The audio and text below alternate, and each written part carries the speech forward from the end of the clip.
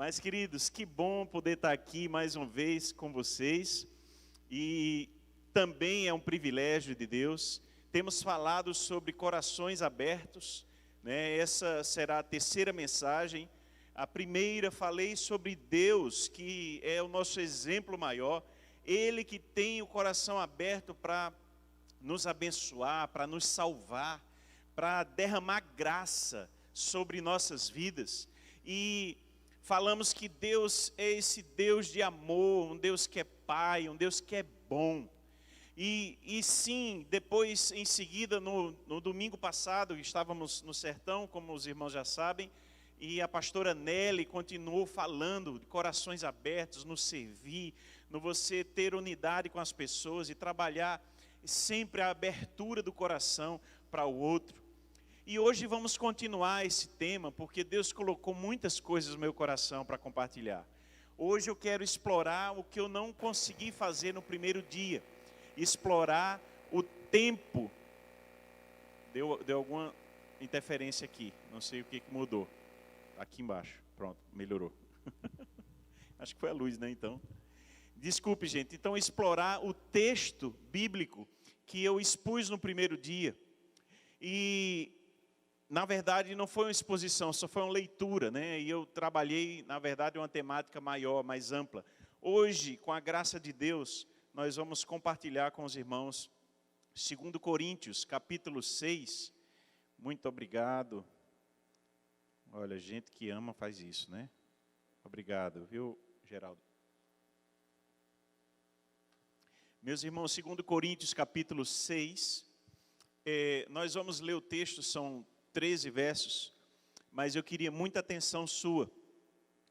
E a gente vai contextualizar e vamos extrair 3 lições, como eu costumo fazer, mas que são muito importantes para nós. E, claro, sempre o pano de fundo é corações abertos.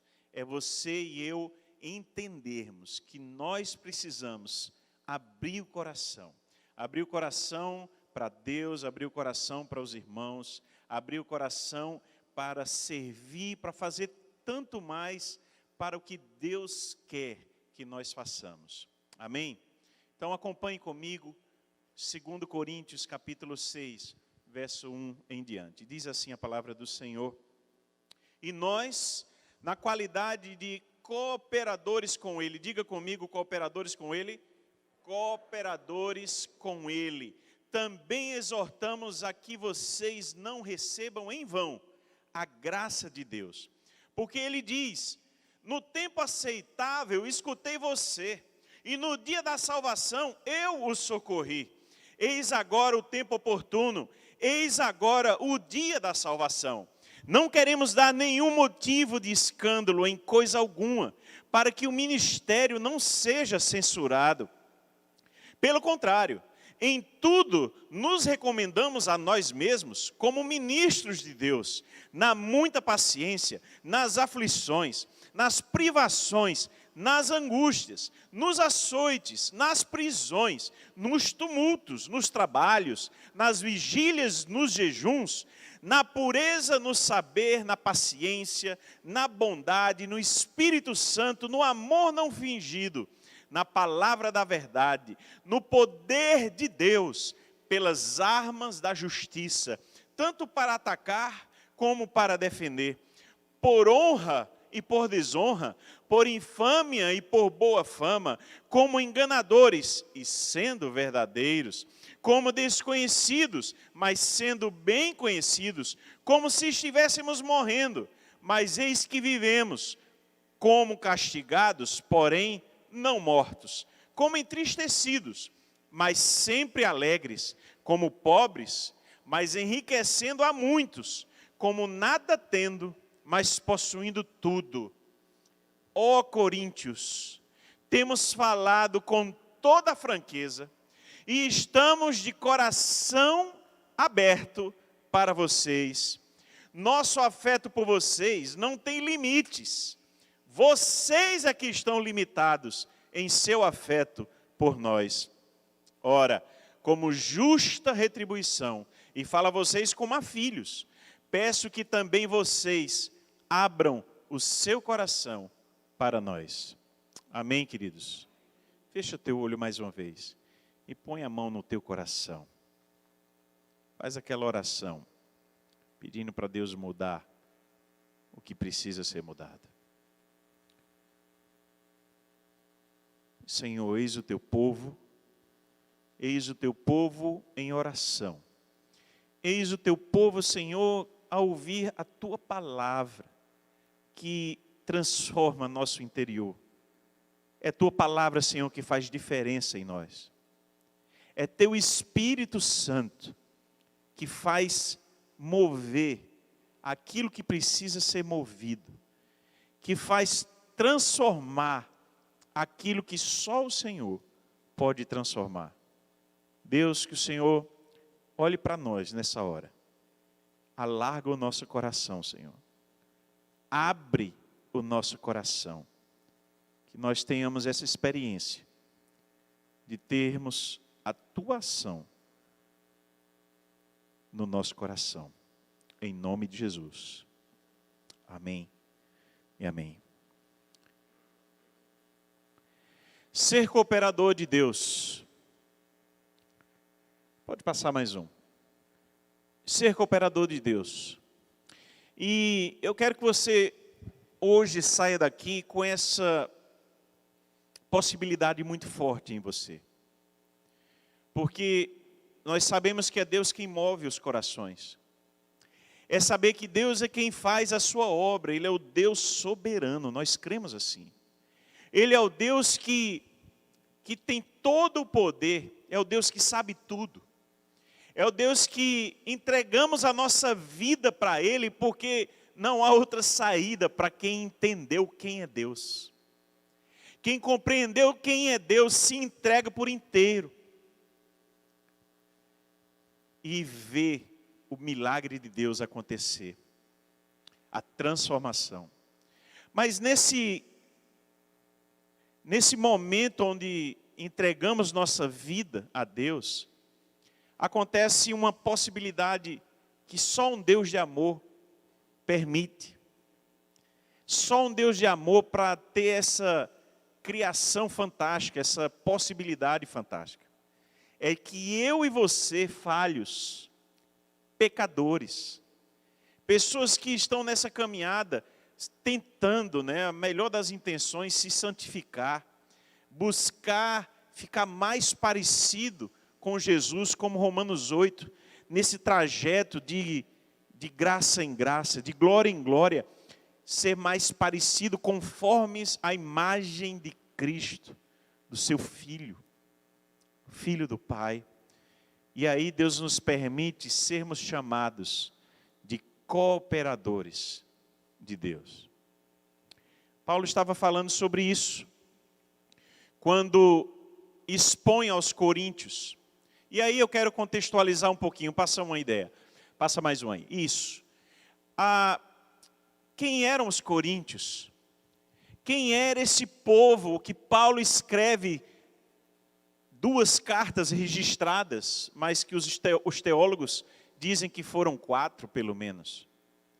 E a igreja, na verdade a cidade, Corinto, tinha 400.000 pessoas, é o que os historiadores colocam na época de Paulo. Pensa numa cidade gigante.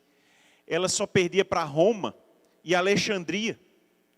E ainda Antioquia da Síria. Eram as 3 cidades maiores. Em seguida vinha Corinto, uma cidade portuária, onde você via todo um mercado funcionando. E com isso, todas as questões de uma cidade portuária que aparece, a prostituição, o conserto dos navios, o contrabando também, muita corrupção, muito jogo de interesses. E templos, porque era Grécia, se lembre do contexto da Grécia, os filósofos passavam por ali, atletas passavam por ali, pessoas das mais variadas, mercadores, passavam por Corinto, uma cidade agitada, uma cidade com muitas possibilidades, inclusive com deuses pagãos. Imagine uma igreja cristã na Grécia, em Corinto. Quantas influências existiam, inclusive a licenciosidade, a depravação, a imoralidade sexual e de todas as outras coisas que estão em volta disso, era tão forte em Coríntio que um termo, naquela época antiga, surge, corintianização. Havia esse termo para dizer que você ficou depravado. Imagine como era a depravação nessa cidade. E quem acha que hoje o mundo está depravado é porque também não viveu em Corinto naquela época. E isso, de algum modo, entrou na igreja. Porque as pessoas iam se convertendo, mas a santificação é um processo. E há muitas questões envolvidas nisso, inclusive os pastores para poder ensinar, né? Quem ensinava, quem tomava parte nesse processo, havia muitas falhas na igreja de Corinto. Coisas que percebemos ao ler 1 Coríntios, ao ler 2 Coríntios. E Paulo, ele trabalha várias questões para corrigir, para trazer correção no prumo desse povo, que precisava ouvir, eram crentes, mas às vezes nem pareciam. Porque havia tanta mazela, tanta coisa, e se você se dedicar a estudar Coríntios, você vai se surpreender. É tanto que Paulo escreve temeroso. É uma das, talvez a única vez, eu não me recordo de outra, que eu vejo Paulo medindo palavras e dizendo que está temeroso. Isso está em 1 Coríntios capítulo 2. Ele diz: e eu, irmãos, quando fui ter convosco, anunciando-vos o testemunho de Deus, não fui com sublimidade de palavras ou de sabedoria, porque nada me propus saber entre vós, senão a Jesus Cristo e este crucificado. E eu estive convosco em fraqueza, em temor e em grande tremor. Paulo sentiu um peso.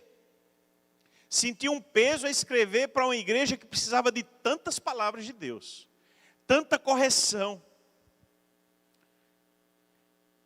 Corinto também não facilitava para ouvir o Evangelho. E se você vai percorrer Atos capítulo 18, essa história de Paulo com Corinto é uma história bem complicada. Atos 18 diz que Paulo, quando ele vai a Atenas, depois em seguida ele vai a Corinto. E achando a casa de Áquila e Priscila, que eram fazedores de tenda, ele repousa ali. E como era do mesmo ofício, ficou com eles, trabalhava porque eles faziam tendas. E Paulo também trabalhava. Paulo se sustentava no ministério enquanto estava em Corinto, diferente de outros lugares onde ele teve ajuda missionária, financeira. Mas lá, Paulo esteve junto, e veja só o que acontece em Atos 18, todos os sábados, Paulo disputava na sinagoga, Atos 18, verso 4, e convencia judeus e gregos. E quando Silas e Timóteo desceram da Macedônia, foi Paulo impulsionado no Espírito, testificando aos judeus que Jesus era o Cristo. Se lembre que Paulo primeiro pregava na sinagoga, para a conversão dos judeus. Esse foi o primeiro momento de Paulo, ministerial. E em seguida, sim, abria para os gentios. Mas resistindo, olha o que o texto de Atos 18, verso 6 diz. Resistindo e blasfemando eles, sacudiu as vestes e disse-lhes: o vosso sangue seja sobre a vossa cabeça, eu estou limpo, e desde agora parto para os gentios. Paulo, acabou a paciência de Paulo. Porque eles entraram em resistência a Paulo. Eles blasfemaram. E Paulo, pregando o evangelho de Jesus, foi rejeitado. Esse é o histórico de Paulo com Corinto. E é preciso Deus intervir, o Espírito Santo falar em visão à noite a Paulo. Você pode ler o restante, não é o tema de hoje. Lê Atos capítulo 18, você vai ver que Deus precisou intervir para poder Paulo continuar ministrando para os coríntios. E ficou ali 1 ano e meio ensinando. A igreja de Corinto também era imatura, dividida e carnal. Olha que igreja. Será mera semelhança com a igreja do Brasil hoje. E eu, irmãos, 1 Coríntios 3, não vos pude falar como a espirituais, mas como a carnais, como a meninos em Cristo. Com leite vos criei, não com carne, porque ainda não podíeis, nem tampouco ainda agora podeis, porque ainda sois carnais. Que palavra dura Paulo deu. Paulo dizendo, olha, eu quis falar coisas mais profundas para vocês, que Deus já ministrou. É um dos homens, meus irmãos, você vai se debruçando nas cartas paulinas, é um dos homens que teve mais revelação de Deus. São coisas profundas. E Paulo está aqui se dirigindo aos coríntios, dizendo assim, eu quis falar coisas profundas a vocês. Sabe o que aconteceu? Eu não pude. Porque vocês são meninos na fé. Vocês não crescem. Vocês são carnais, inclusive. Vocês estão em pecado. Que palavra dura. Essa é a história de Paulo com Corinto. Devassidão na igreja. Meu Deus. 1 Coríntios capítulo 5 tem um registro que quem nunca ouviu, por aí você tire como era a igreja de Corinto. Verso 1, geralmente se ouve que há entre vós fornicação, prostituição tal, que nem ainda entre os gentios se nomeia. Olha o que Paulo está dizendo. No meio de vocês, igreja, ele está escrevendo para a igreja em Corinto. No meio de vocês tem uma prostituição, tem uma fornicação tão grande, que eu nunca ouvi, nem nos gentios. Imagine para quem ele está escrevendo. O povo que era numa cidade portuária. E olha o que acontece. Há uma pessoa que possui a mulher de seu pai dentro da igreja. Imagine. Olha o nível de perversão.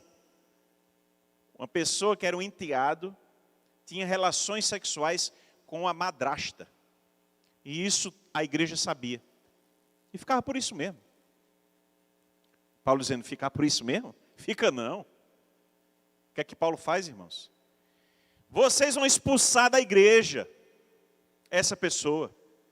Vão entregar a Satanás. Hoje, quando um pastor se levanta para ser mais duro, há recriminação. Mas o que Paulo fez aqui foi ser duro contra o pecado, disseminado e no nível onde ninguém falava nada, ficava por isso mesmo. Essa era a igreja de Corinto. E aí Paulo se dirige a esses irmãos. Essa só foi uma introdução para os irmãos entenderem para quem Paulo está escrevendo. E aí eu quero falar de 3 coisas que Paulo nos chama. Porque qual é a postura de um cooperador de Deus? Qual é a ideia que Paulo traz para sermos cooperadores? Mesmo que nós, enquanto igreja pós-moderna, cheia de problemas, às vezes que se assemelham demais com Corinto, mas que nós precisamos entender e precisamos rever. Paulo chama a igreja para o arrependimento. E essa é a primeira ideia que eu quero trazer. Primeiro que quem é cooperador de Deus não trata a graça de Deus com desprezo. Você pode repetir comigo? Quem é cooperador de Deus não trata a graça de Deus com desprezo. Eu acho que pode ficar mais bonito, né? Vamos lá? Quem é cooperador de Deus não trata a graça de Deus com desprezo. O que é isso, irmãos?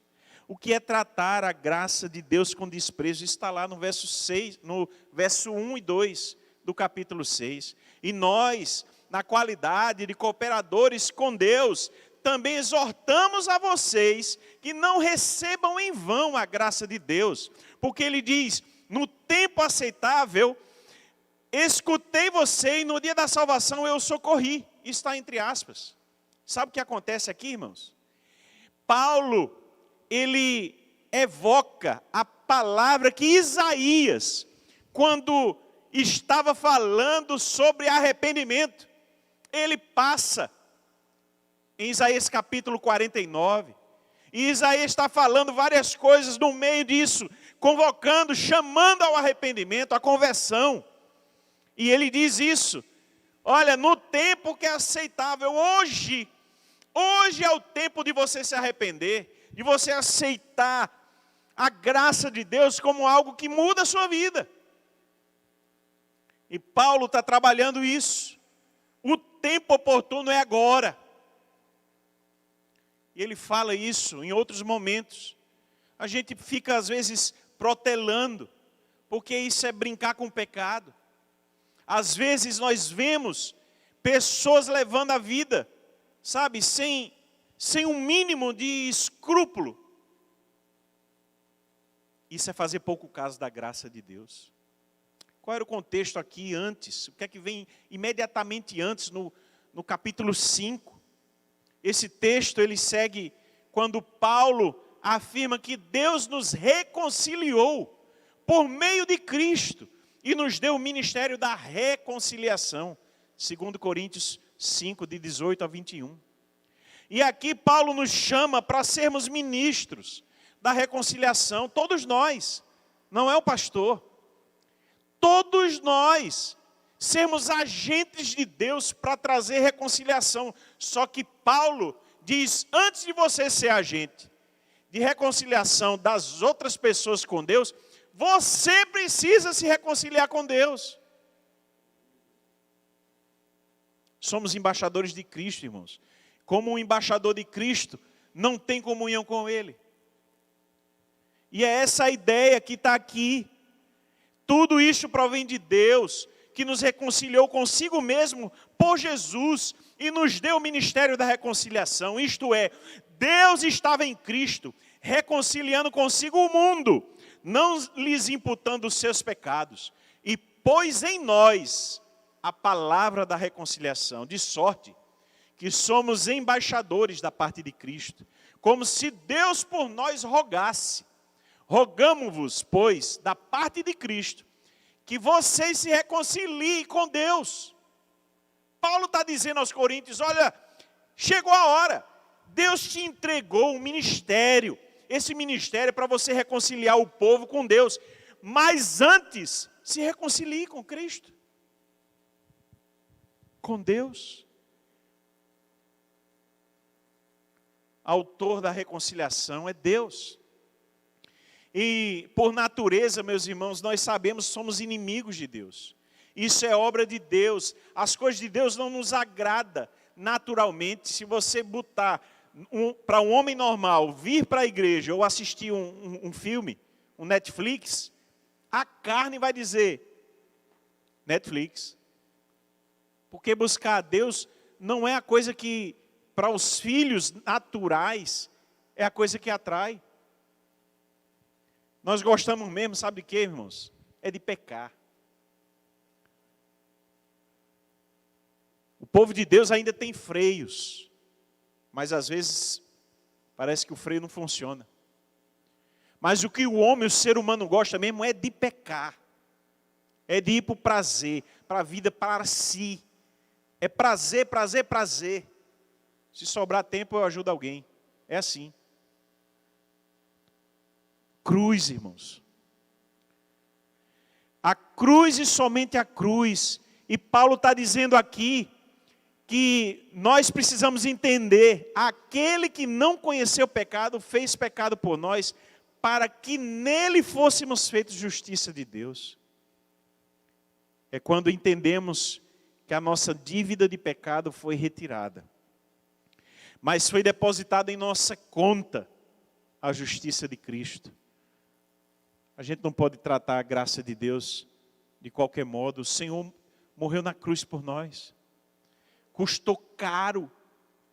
A sua salvação, a minha salvação, custou caro, custou sangue. Sabe, não é uma graça barata. A salvação é de graça, mas custou caro.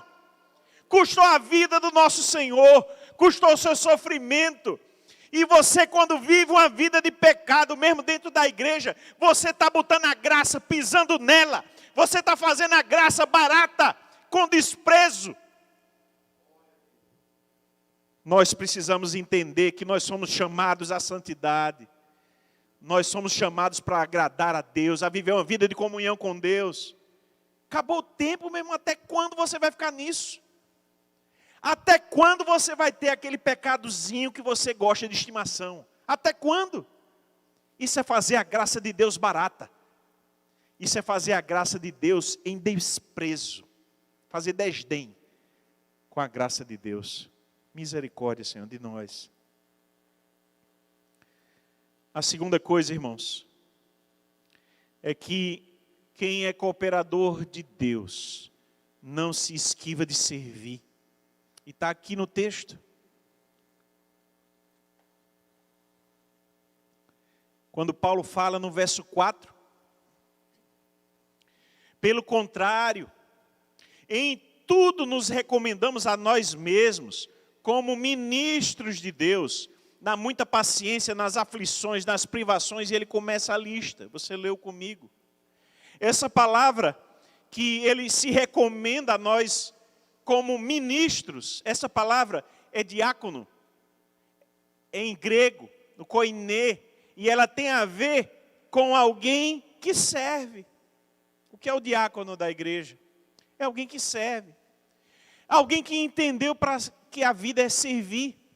A vida não é para si. Eu sempre disse, e vou dizer ainda muitas vezes, que uma coisa é você cuidar de si mesmo, isso você precisa fazer, cuidar de si.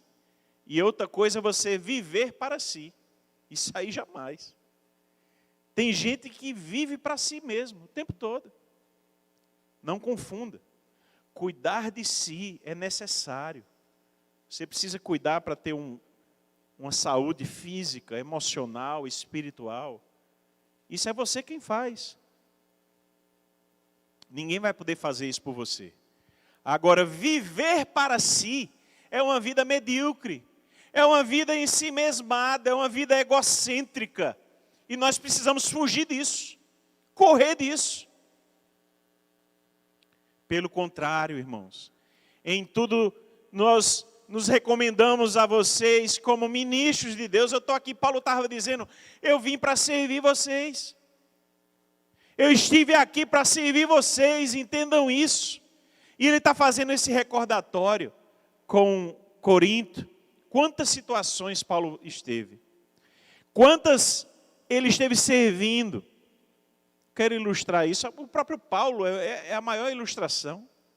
Sua vida, o seu sofrimento, açoite. Quantas chicotadas ele recebeu em praça pública. Prisões. Lê o livro de Atos. Tumulto. Paulo chega em Éfeso. É um tumulto maior do mundo, porque o povo começa a jogar fora os objetos de idolatria da deusa Diana. É um alvoroço. Vigílias, quantas noites sem dormir, aqui para orar por eles. Preocupado, Deus me dá estratégia para alcançar esse povo. Meus irmãos, você sabe o que é uma pessoa ir para uma cidade para amar aquelas pessoas. Olha a vida de Paulo. Chega lá, é rejeitado. Eu não sei se a maioria de nós ficaria não, viu? Tem cidade que é difícil, viu? Tem cidade que é difícil. Meus irmãos, deixa eu dizer uma coisa para você, fazer um parêntese aqui agora. Comentamos, né, Mário? Como é difícil estar no sertão, viu? Olhe, nós ajudarmos financeiramente os irmãos do sertão é nada. Não entenda isso mal, que eu estou querendo dizer. Entenda bem o que eu quero dizer. O trabalho lá é muito árduo, meus irmãos. A gente tem que ajudar mesmo. Ser pastor aqui, servir aqui, na igreja aqui, com tudo muito bem, é ótimo. Com esse ar-condicionado, vai para o campo, mais difícil. Tem missionário que está na tribo indígena nessa hora, sujeito aos perigos. Tem gente que está no Oriente Médio, sujeito aos outros perigos de lá. E aí quando eu penso nessas coisas, eu digo, meu Deus do céu, A gente não faz nada, né, Mário? A gente não faz nada, a gente faz muito pouco. Nós precisamos entender isso. Paulo aqui sofreu. E ele fala disciplina, jejuns, paciência, privações. Quantas privações Paulo passou. Já em final de vida, ele diz, olha, quando tu vieres para cá, Timóteo, traz minha capa. O cara estava com frio, numa prisão fria, dependendo dos irmãos que levassem comida para ele, ou alguma coisa. Pregando, exortando. Ele fala aqui da arma e do escudo. Era a maneira dele trabalhar a vida ministério sobre o poder de Deus. Palavra, fé, que ele desempenhou isso, precisava agir em fé, agir com a palavra, pregando a palavra, em situações diversas, em honra e em desonra. Quantas vezes Paulo foi colocado em situações que não teve honra para ele. Sendo chamado de enganador, foi chamado de tagarela em Atenas. Foi dito, olha, você é um falso apóstolo. Os irmãos de Corinto duvidaram do apostolado de Paulo. E ele lá, pregando a palavra. Foi dado como morto. Você lembra o episódio? Paulo foi apedrejado, dado como morto. Meu Deus. Contristado. Tudo isso está no texto. E também alegre, vivo, conhecido de Deus e rico espiritualmente. Também tem um lado, o ministério também nos traz as alegrias, graças a Deus, né? Tudo é tristeza. Mas a riqueza espiritual, meus irmãos, servir é um privilégio. Nós precisamos entender, por mais árduo que seja, e para alguns é muito mais, servir é um privilégio. Agora também não é para qualquer um, não.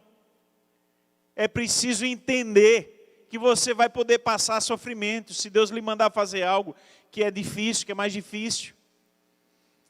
É para um cooperador de Deus. É para alguém que entendeu que a sua vida não se esquiva de servir. Aí veja só, é muito interessante isso.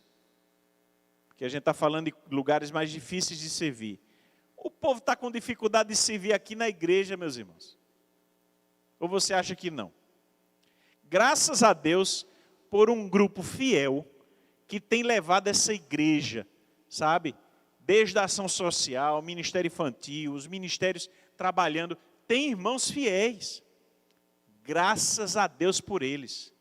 Porque boa parte de nós, e aí eu falo como Igreja Batista da Orla, ainda se esquiva de servir a Deus, lamentavelmente.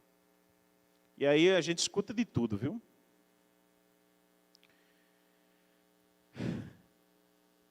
A gente escuta de tudo. Já teve gente que me disse, pastor, conta comigo, viu? Estou com o senhor e não abro.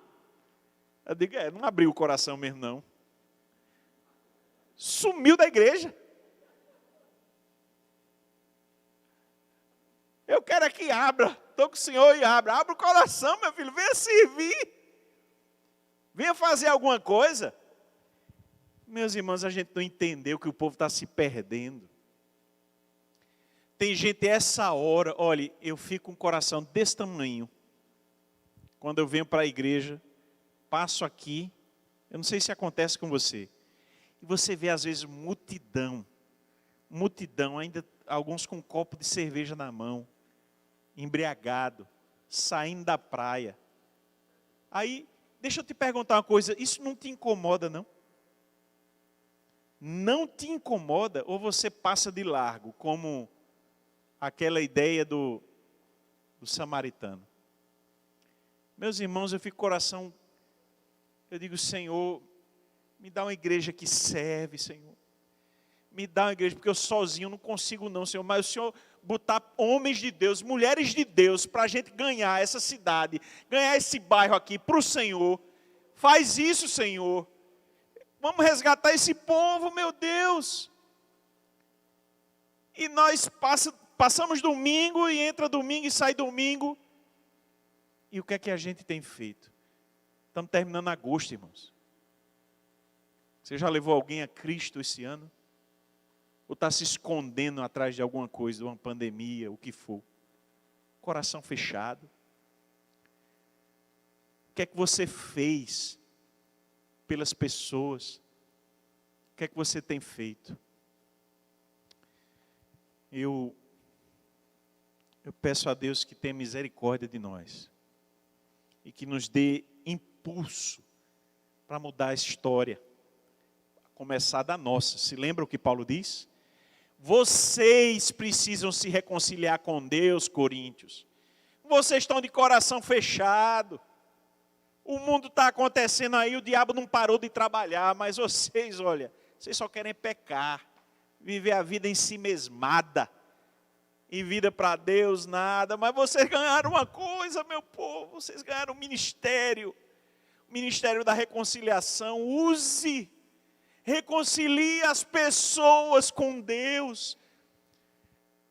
Seja usado por Deus. Para levar as pessoas para Cristo. Não viva a sua vida só não.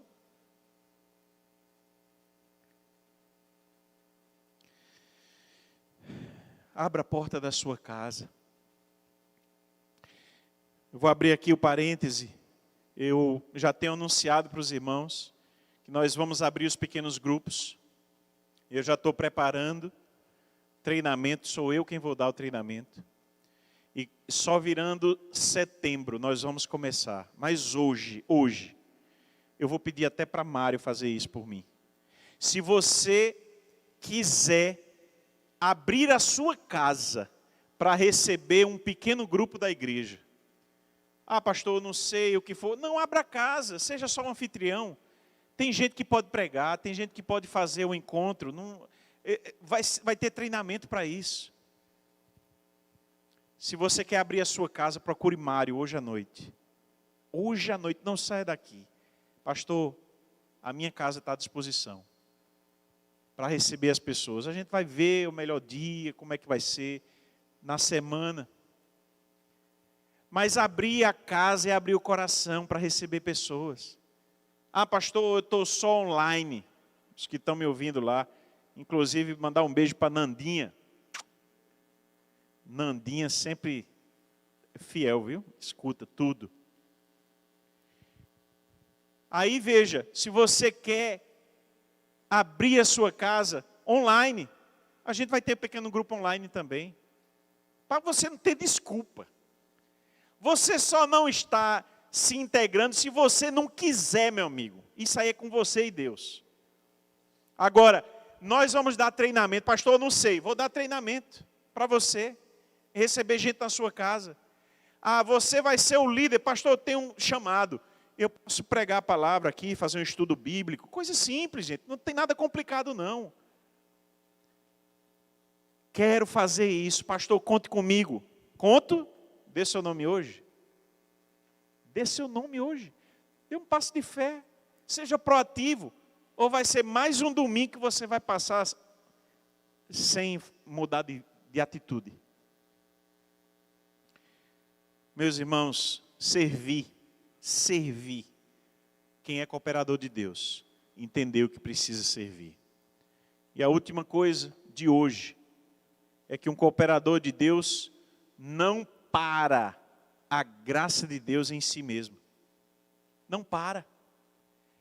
A graça você entendeu, você foi alvo da graça, você foi encharcado com a graça, o Senhor transformou a sua vida.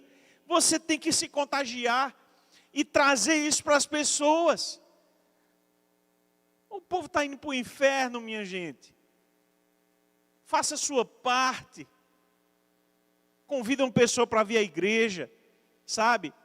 Gaste um tempo, toma um café com a pessoa. Vai falar do amor de Deus. Vida passa, dia entra e sai e você não muda a atitude. Muito bem. Eu tenho me surpreendido. Quantos problemas? Eu já sabia que a igreja tinha muito problema. É igreja pessoas, viu? Eu já sabia disso. Pastor Kelly sempre partilhava algumas coisas, mas eu, quando comecei a aconselhar mesmo, e estar mais junto dos irmãos, meus irmãos, é problema demais. Só a graça de Jesus, viu? E aí, olha o que eu vou dizer. Se você não se abrisse para as pessoas que estão aí fora, perdidas, mas se abrisse só para servir dentro da igreja, ajudando, pegando as pessoas que estão vindo, cheias de mazela, já estão vindo para a igreja, mas estão cheias de coisa, precisando de mudança. Se você der uma contribuição para alguém sair daqui melhor, você fez grande coisa já. Porque edificar a igreja, ser usado para Deus edificar a igreja, também é nosso papel. A nossa missão não é só pregar o evangelho para os de fora. O evangelho é principalmente para quem está dentro. Porque ele nos limpa, ele nos transforma. Nós não aprendemos tudo. Enquanto vivermos aqui, nós vamos estar nesse processo, é santificação. E quantos verbos, irmãos, eu vou pregar ainda sobre isso. Não é hoje. Quantos verbos da mutualidade, você já viu isso na Bíblia? Amai-vos uns aos outros, servi uns aos outros, uns aos outros, uns aos outros. São muitos verbos. Então, a igreja, ela tem esse olhar, ela precisa ter esse olhar. Tem gente aqui dentro, cheio de problema, e que precisa realmente de nossa atenção. Aí você diz, eu estou disponível, mas alguém precisa ver isso. Abra seu coração, se manifeste, diga, pastor, eu posso fazer isso aqui, eu posso fazer aquilo, e a gente vai tentar ali encaixar em algum lugar. Gente, é casamento acabado, casamento que nem existe mais, só existe de nome. É gente com depressão. Os irmãos têm ideia de quantas pessoas com depressão vêm à igreja? Eu acho que não. Gente com problema de alcoolismo, gente viciada em sexo, gente de toda qualidade de problema. Está surpreso? Eu acho que não, né? Acho que não. A gente precisa de transformação, gente. A gente precisa realmente. Só que você tem uma solução. A solução está na sua mão. Ministério de reconciliação das pessoas com Deus. Foi entregue na sua mão. Faça assim com a mão. Faça assim. Olhe para a sua mão. Pode fazer assim mesmo. Olhe para a sua mão. Agora veja Deus colocando na tua mão um ministério. Ministério da reconciliação.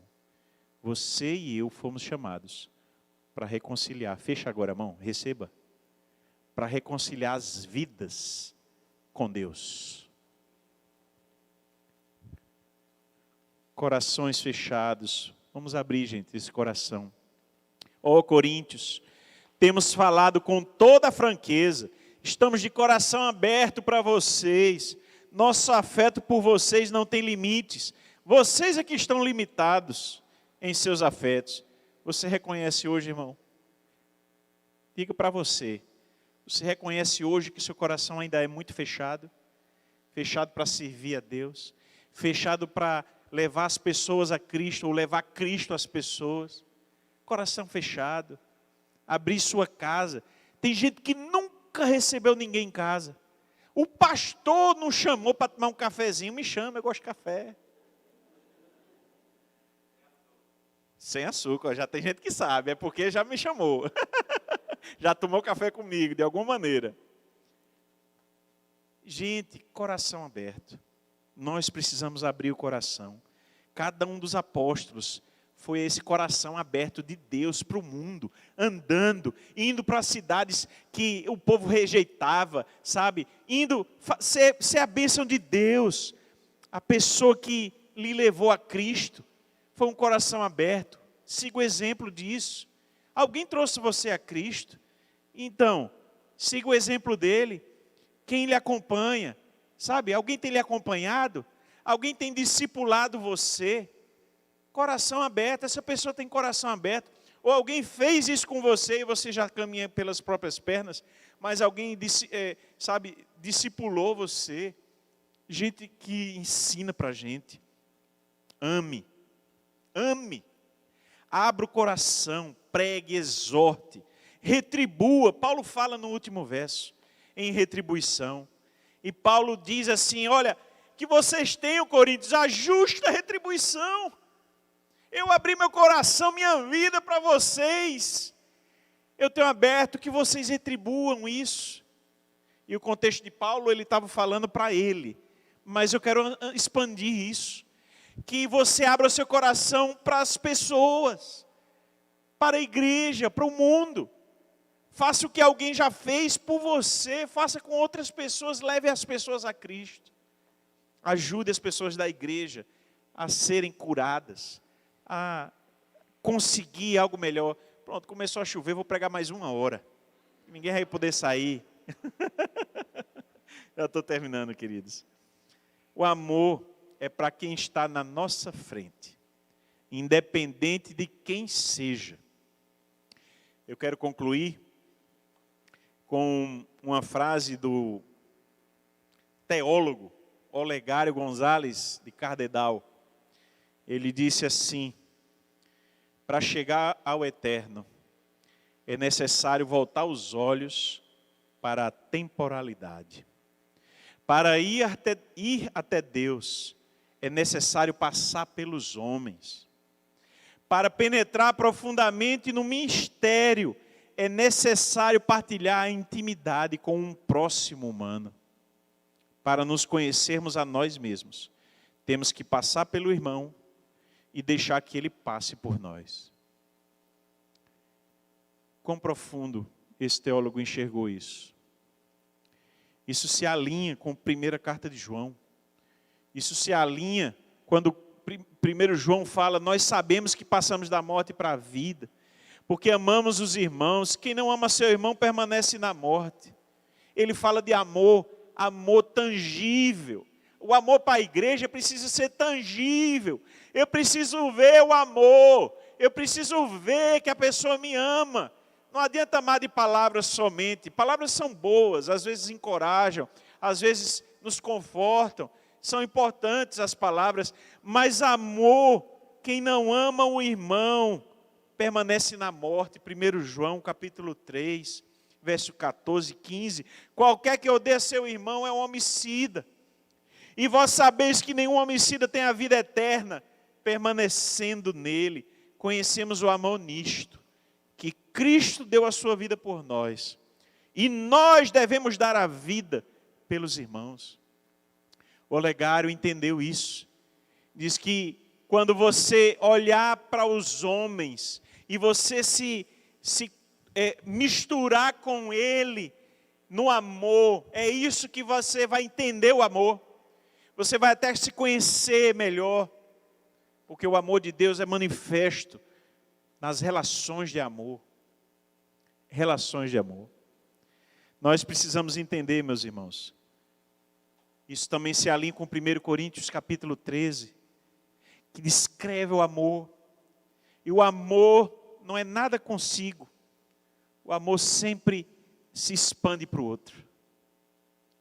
Amar é você se doar. E uma das falas mais profundas que eu vejo no apóstolo Paulo escrevendo aos Coríntios, capítulo 13, é que o amor não busca os seus próprios interesses. Meus irmãos, isso a gente tem feito. Eu me incluo. Quantas vezes a gente busca o próprio interesse? Misericórdia, Senhor, de nós. Eu quero terminar fazendo algo que talvez você possa fazer hoje algo diferente. Dentro de você, alguma coisa lhe tocou. Sobre amar. Sobre abrir o coração. Sabe, eu queria que você se ajoelhasse comigo hoje. Eu vou me ajoelhar aqui. Eu vou fazer melhor. Se você quer dar um ato proativo, dizendo, Deus, talvez eu estou muito cômodo, minha vida está muito cômoda, eu preciso fazer mais. Eu quero abrir mais o meu coração. Vou chamar você hoje à frente. Se ajoelhar aqui. Tem um espaço grande aqui. Você se organiza onde você achar melhor, para a gente fazer essa oração. Eu sou o primeiro a me ajoelhar e dizer: Senhor, alarga meu coração. Alarga. Muda, me melhora mais. Eu estou muito aquém ainda do que eu preciso ser, do que eu preciso fazer.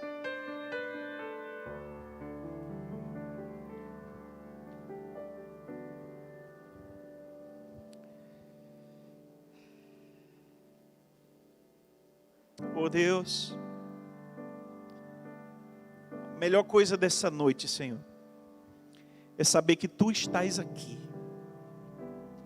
É saber, Deus, que cada oração nossa, cada coração que o Senhor conhece profundamente aqui, está sendo visto, sondado pelo Teu poderoso amor. Deus, nós cremos no Teu amor. Um dia fomos encontrados por Ele. Um dia o Senhor mudou nossa vida, nossa história, Senhor. Eu sei que há muito ainda para ser mudado. Eu sou o primeiro, Senhor. Há tanto para melhorar, Senhor. Me perdoa, Senhor. Me perdoa, Senhor. Eu quero reconhecer, Deus, reconhecer como sou falho ainda. Como dentro de mim, Senhor, precisa muita coisa ser mudada. Senhor, me ajuda. E essa é a oração de cada um aqui, Senhor, que quer abrir mais o coração, que quer ser bênção, Deus, e sair desse lugar que está, seja ele qual for. Mas um lugar, Senhor, que dá passos concretos em Tua direção, Senhor. Em direção ao pedido, em direção, Senhor, às pessoas que precisam, Senhor, ainda da Tua graça ser manifesta. Senhor, queremos ser Teus agentes da graça, agentes, Senhor, da reconciliação, Senhor. E por isso, Senhor, pedimos, reconcilia-nos, Senhor, contigo, a cada um, Deus, agora. Deus, aqueles que querem fazer essa oração, Senhor, agora, o Senhor sabe. O Senhor sabe até aqueles que estão em casa, que precisam de orar sim. Deus, eu te peço perdão, Senhor, em nome de Jesus. Que o Senhor me ajude, que o Senhor me receba, e que Teu amor, Senhor, me transforme, me faça mais parecido contigo, Jesus. Me ajuda, nos ajuda, Senhor, em nome de Jesus. Que essa oração, Senhor, seja mais verdadeira que já fizemos. Que a partir de hoje, Senhor, algo mude em nós. A nossa esperança está no Senhor. A nossa esperança está em Ti, Senhor. Que o Senhor transforme nossa história. Que o Senhor nos mude e faça algo novo. Cremos no novo do Senhor. As coisas velhas já passaram. Eis que tudo se faz novo, e nossa vida é Tua, Senhor. Nos ajuda, Senhor. Nos dá corações abertos, corações que agradam ao Senhor, Deus. Nos ajuda. É nossa oração, no nome precioso de Jesus. Amém e amém. Vamos